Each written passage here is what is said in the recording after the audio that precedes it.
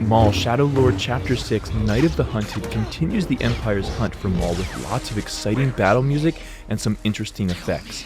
As the episode begins, the brass fury in with variations of Lieutenant Blake's theme, which seems to also come to represent the entire Empire at this point. And that does also remind me that we haven't actually heard that Imperial March alluded to since we first saw the Empire at the end of Episode 4. I'm curious about that. I wonder if the Kinders are going to bring back more Imperial music later on in this show.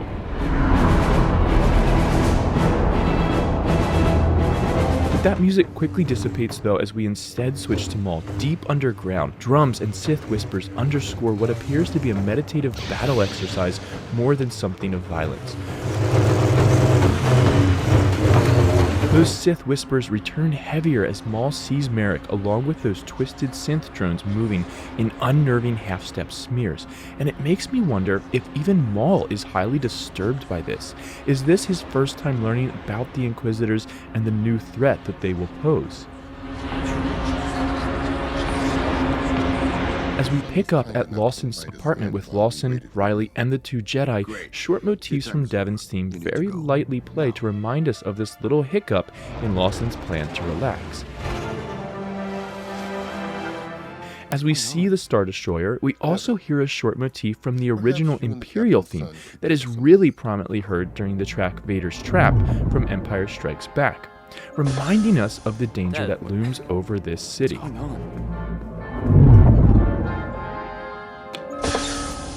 Dad, what's going on? It continues to loom in the music then as Daki and Lawson talk, continuing to remind us of why Lawson is as fearful as he is. As Lawson says the word Inquisitor, the Sith whispers and the metallic, distorted sound of the Sul Ponticello strings enter like the music equivalent of a cold shiver.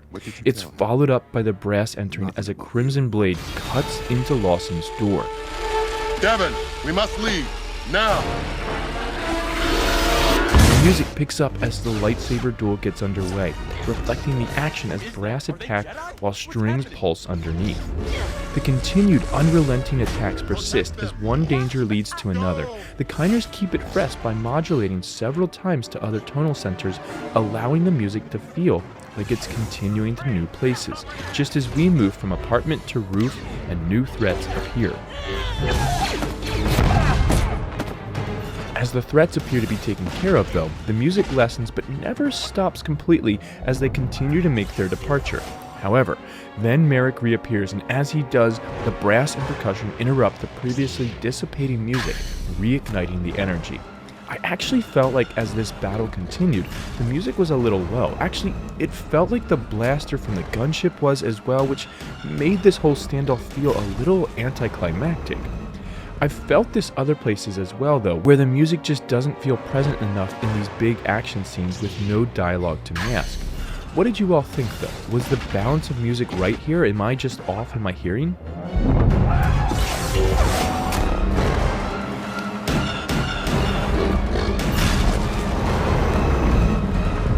There's a short respite in the music as they are momentarily alone. You were saying? But as one of their engines is taken out, the music enters again with fresh energy. It dissipates again as we move away from the chase and to the Empire setting up a base of operations. As we return to the group of renegades yet again, the Kinders bring a really cool effect into the music. If you listen closely, there's a seeming clicking in the music. This is actually created by the strings turning their bows over so that the wood of the bow faces the string and striking the string with the wooden portion.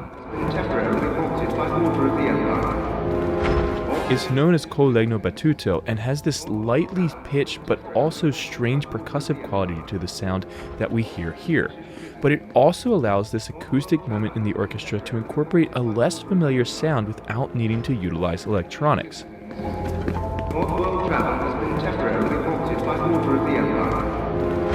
As we enter the casino, the soundtrack retracts so that we can hear the diegetic music and sound effects of the casino itself. Things go wrong quickly inside the casino, and the music picks up again as well. Strings oscillate back and forth to carry the action forward as Riley and Devon flee.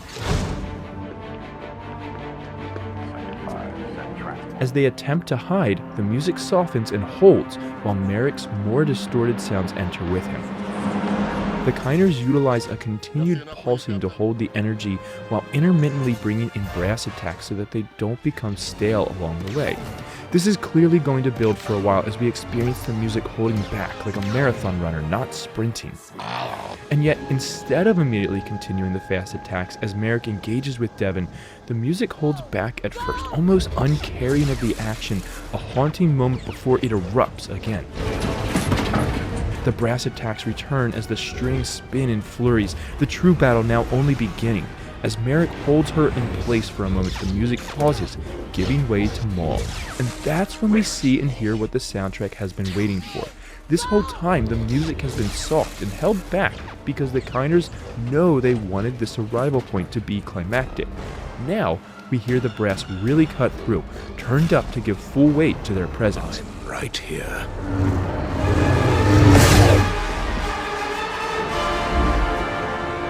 Interestingly, it's Devon's theme that we hear come through first during this battle, even as Maul continues to be the true reckoning of the battle. Afterwards, there's a moment when Devon turns her saber on Maul. As she does, the drums beat again. But Maul simply unignites his saber and walks away, and as he does so, the music follows him into calmness. As Merrick speaks to someone, low drones accompany the scene, and I'll be really curious to see who this is. The music gives nothing away, which is interesting in and of itself.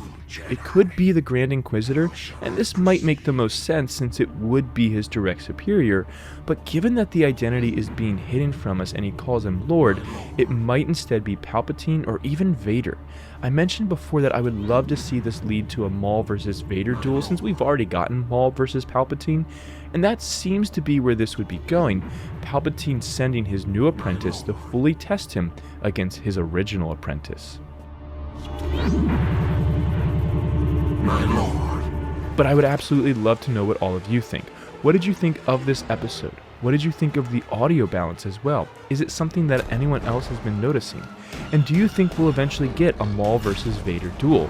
Tell me in the comments below what you think, and consider checking out my Patreon page using the link in the description, where you can help support this channel for as little as $1 a month, or download PDFs and MP3s of projects as I complete them, along with other perks at higher tiers.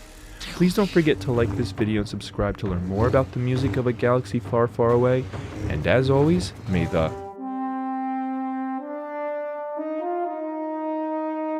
be with you.